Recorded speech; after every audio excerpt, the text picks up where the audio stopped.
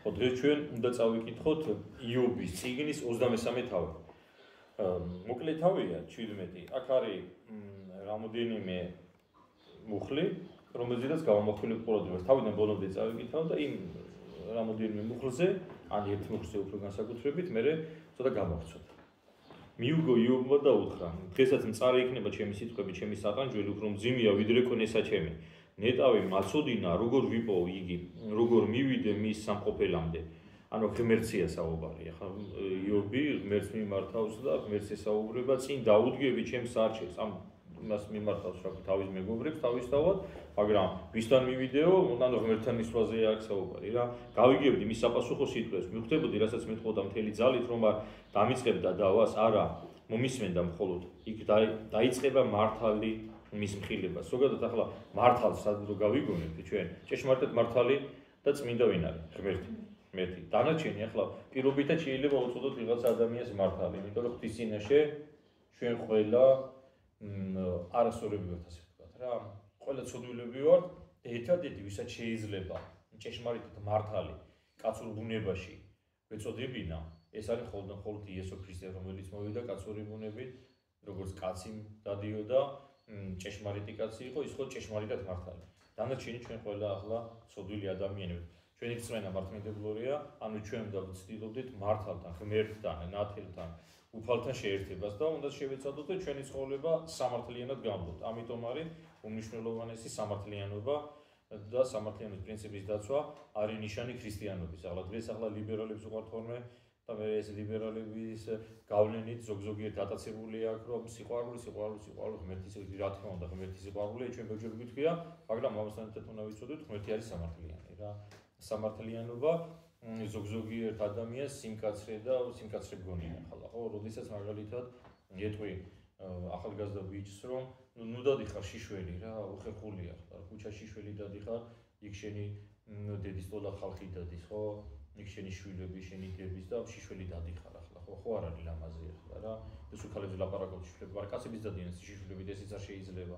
ქალებრო დადიან ახლა საფხულია და გაშიშვლდებიან და წინს და ასე გონია, რომ ღმერთს კი ღმერთს ყველა უყვარს, მაგრამ მოკრძალება და უბრალოება და ესე იგი სიწმინდის დაცვა ყველას ვალდებულებაა და შესაბამისად ვალდებული არის ადამიანის უთხრას და მორწმუნე ადამიანის ოჯახის წევრებს უნდა მოუწოდებდეს კრძალულებისკენ. სხვანაირად არ შეიძლება რა და არგუმენტი რომ ღმერთის სიყვარული ყველას მაპატიებს. ეს სწორია იმ შემთხვევაში, თუ შეგექნება სინამდვილე შენ არასწორ საქციელზე და მაშინ ღმერთი გაპატიებს, მაგრამ შენ ცუდი საქციელი ჩაიდინო და მე იძახო რომ ღმერთი მაპატიებს და სინამდვილე რო ეს როგორ შეიძლება? ღმერთი სამართლიანია და სამართლიანობის პრინციპიდან გამომდინარე, ღმერთი პატიებს იმ ადამიანს, ვისაც ნანობს. რანაირი მძიმე ცოდაც არ უნდა ქონდეს, თუ იქნება სინამდვილე ღმერთი გაპატიებს. ეს არის სწორედ ჭეშმარიტი სიყვარული და არ არის სიყვარული, როდესაც ცუდ საქციელში ჩადიხარ და ცუდ საქციელში ვიღაცა გიწონებს. ხო, ეს ხო არ არის სიყვარული ახლა რა, როდესაც იხედები რომ შენი შვილი თავს იღუპავს რა. ხო და რა იქნება სიყვარული, რომ დაუშალო ისაც აკეთებს, ხო ეს არის სიყვარული და თუ შენ მიუშვი ცუდ საქციელის კეთებაში, ეს არის სიყვარული და სიძულვილია რა. ახლა წინ მივდივარ, არ ჩანს უკან მივდივარ და ვერ ვაგინებ მას, მარცხნივ საქმეშია და ვერ ხედავ მარჯვნივ იმალება და ვერ ვამჩნევ, მაგრამ მან იცის ჩემი ასავალ-დასავალი. გამომცადოს ოქროსავით გამოდნებით, ღმერთმა ყველაფერი იცის ჩვენ, აბსოლუტურად ყველაფერი. ის კი არის ღმერთმა ისიც კი იცის, რაც გავაკეთებთ მომავალში, რაც ვიფიქრებთ მომავალში. ღმერთი ყოვლის მცოდნეა. ღმერთმა იცის ადამიანის დაბადებამდე თუ როგორ წარიმართება ჩვენი ცხოვრება, მაგრამ აქვე უნდა ვიცოდეთ, ეს იმას კი არ ნიშნავს, რომ ჩვენ რაღაცა ბედი გვიწერია, ზოგზმონია, რომ ჩვენ ასე მეწერა და ამას როგორი ტყუილია, ადამიანის ბედის მჭედელი არის თვითონ ადამიანი. ადამიანი თვითონ რასაც გადაწყვეტილებას მიიღებს, მოკლედ იმას მიიღებს ღვთისგან. ხო, ღმერთი იმას უშვებს ადამიანზე და არა ისე რომ ვიღაცამ დაგვიწერა ჩვენ და მოკლედ ამ დაწევლის ჩარჩოებში არის ტყუილია, ბედისწერა, ფატალიზმი, არაქრისტიანულია და ეს კარგად უნდა ვიცოდეთ რა. მას ყოლზე იგა ჩემი ფეხი მის გზას გავცივდი, ვიცავდი განუხრელად და ეხლა ერთ-ერთი მნიშვნელოვანი მუხლი ამ თავში, ხო? მისი ბაგეების ცნებათაგან არ გადამიხვევია, უბეში დავიუნჯე მისი პირის სიტყვები. იობის სიტყვები, რომ ღმერთის ნაბრძანებიო ყველაფერი დავიცავდეთ. არასდროს მისი მცნებებისგან მე არ გადამეხვევიო. ჩვენ შეგვიძლია ეს ვთქვათ, უფალს, ჩვენ ეს შეგვიძლია სამწუხაროდ, ჩვენ სამწუხაროდ ვიცით ბევრი ვიცით ღვთისმცნებები 10 მცნება, ვიცით ის ნეტარებები, რომელიც შემდეგ უფალმა მოციქულებს უთხრა და ჩვენ მათ შორის, მაგრამ მიუხედავად ამისა, ჩვენ ამ მცნებებს არ ვიცით, ხო? მაგრამ მიობი ამბობს, რომ უფლის მცნებებისგან არასდროს არ გადამიხვევიაო, არასდროს არ მიღალატია ჭეშმარიტებისთვის და მის სიტყვებსო, მთელი ცხოვრება მახსოვს და იმის სიტყვებით ცხოვრობ. და ჩვენიც ცხოვრების პრინციპი სწორედ ეს უნდა იყოს, ყველა ქრისტიანს უნდა ახსოვდეს ის, რაც გითხრა ჩვენ უფალმა, რა არის ახალი აღთქმის მთავარი ორი ძირითადი საფუძველი და პრინციპი, რომლითაც უნდა ხელმძღვანელობდეს ჩვენ. ვიყვარდეს ღმერთი და გვიყვარდეს ადამიანი.